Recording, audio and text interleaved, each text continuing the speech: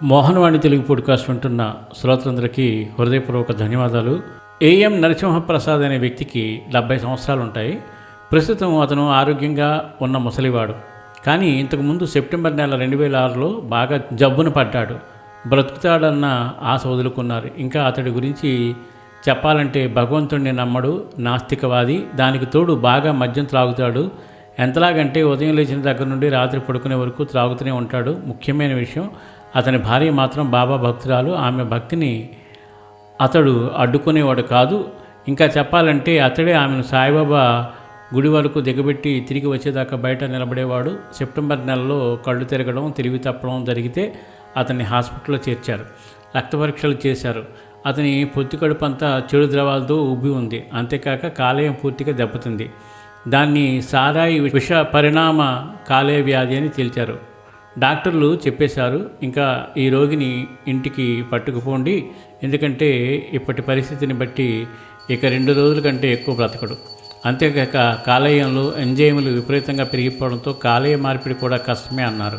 ప్రసాద్ నెమ్మదిగా కోమాలోకి జారుకున్నాడు. అందుచేత కంటి తుడుపు చర్యగా కాస్త ఉపశమనం చర్యలు మొదలుపెట్టారు.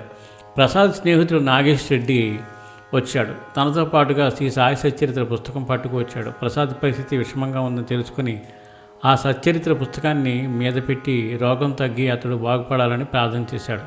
తర్వాత ప్రసాద్కు కాస్త తెలివి వచ్చింది. గుండెల మీద ఉన్న పుస్తకాన్ని చూసి తను ఎలాగో చదివే పరిస్థితిలో లేడు కాబట్టి తీసి తలగడి కింద పెట్టుకున్నాడు.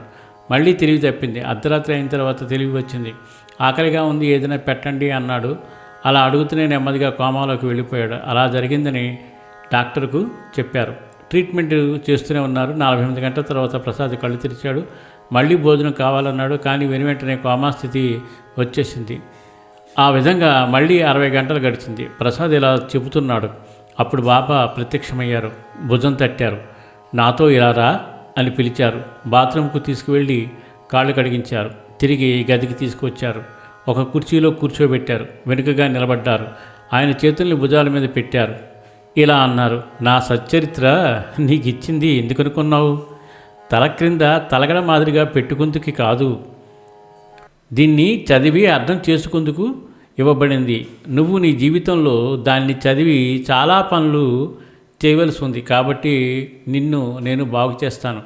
ఈ మాటలను తర్వాత బాబా అదృశ్యమైపోయారు. ఇంకా రక్త పరీక్షల ఫలితాలను సాధారణ స్థాయికి చేరుకున్నాయి అని వేరే చెప్పనవసరం లేదు. ఒక్కసారిగా ఆరోగ్యవంతుడైపోయాడు.